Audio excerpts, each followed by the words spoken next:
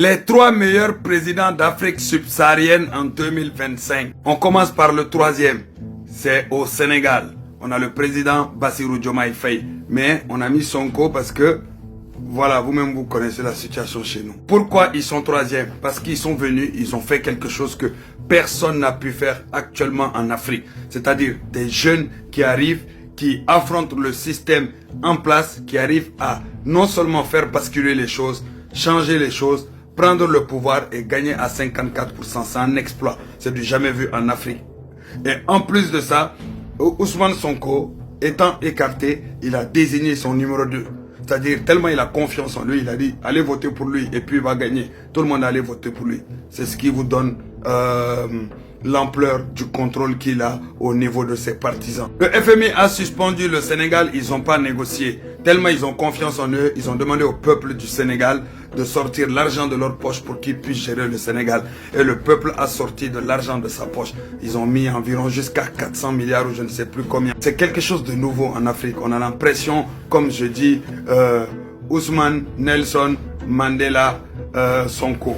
Là où l'opposition ivoirienne a échoué en Côte d'Ivoire, eux ont réussi tout simplement. Et ils se sont assumés. Ils n'ont pas quitté le pays. Ousmane Sonko est resté dans le pays. Le président Diomaye Faye est aussi resté dans le pays. Ils sont allés en prison, ils sont sortis. À un moment, leurs partisans ont barricadé leur maison pendant je ne sais pas combien de mois. Et ils ont résisté, ils ont fait le boulot. Même si on n'est pas avec eux, on doit admettre cela. Et on doit avoir de la grandeur. Et aussi reconnaître que ce qu'ils ont fait, personne ne l'a fait au Sénégal.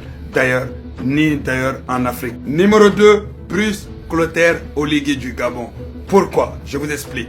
Un militaire qui est venu au pouvoir, qui a fait coup d'état, un coup d'état que personne n'a senti. Limite même dans ce coup d'état-là, toute la population était complice. En fait, c'est même pas le coup d'état militaire, hein, c'est un coup d'état du peuple qu'ils ont fait là-bas.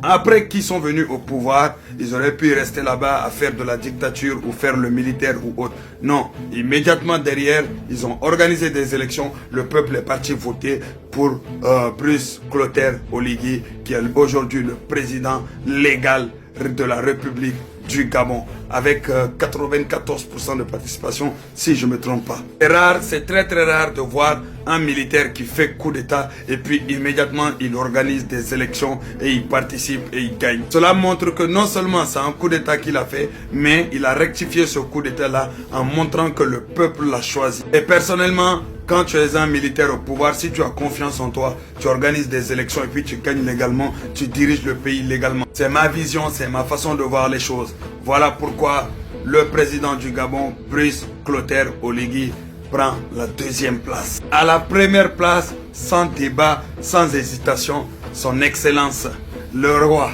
le king, le papa des présidents, Alassane Ouattara, de la Côte d'Ivoire. Celui qui a trouvé un pays en pleine guerre civile et il a ramené la paix. Celui qui a trouvé un pays divisé, il a ramené l'union. Celui qui a trouvé un pays dans l'insécurité, il a ramené la sécurité. Celui qui a trouvé un pays qui était considéré comme PPTE, pays pauvre, très endetté, et aujourd'hui, ce pays-là gère l'économie de l'Afrique de l'Ouest. Depuis presque 15 ans, c'est limite une dictature économique. En gros, la Côte d'Ivoire limite manipule l'économie de l'Afrique de l'Ouest comme il veut. C'est lui qui a trouvé un pays dont l'équipe nationale est en quête d'étoiles, est en quête d'espoir. Aujourd'hui, quand tu regardes le maillot de la Côte d'Ivoire, tout le monde sait combien d'étoiles il y a là-bas. Celui qui a relié des villages à des villes. Celui qui a ramené la paix là où la guerre faisait fureur. Et tout ça en seulement 15 ans. En seulement 15 petites années. Avant son excellence, le président Alassane Ouattara, la Côte d'Ivoire était rien du tout. Aujourd'hui, la Côte d'Ivoire gère l'Afrique de l'Ouest. 2e puissance militaire ouest-africaine.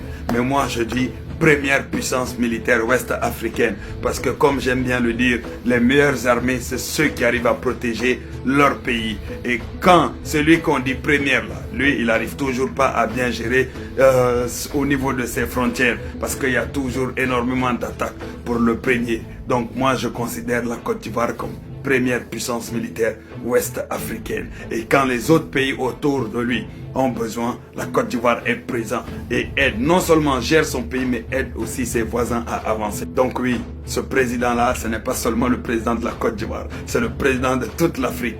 Et non seulement il gère la Côte d'Ivoire, mais grâce à son travail, grâce à son génie, il arrive à aussi aider énormément de pays autour de lui, sans prôner le panafricanisme, sans crier panafricanisme, panafricanisme. Non, lui, il ne le crie pas, il l'applique. Donc c'est le meilleur président africain en exercice actuellement. Vive la Côte d'Ivoire, vive le président Alassane Ouattara.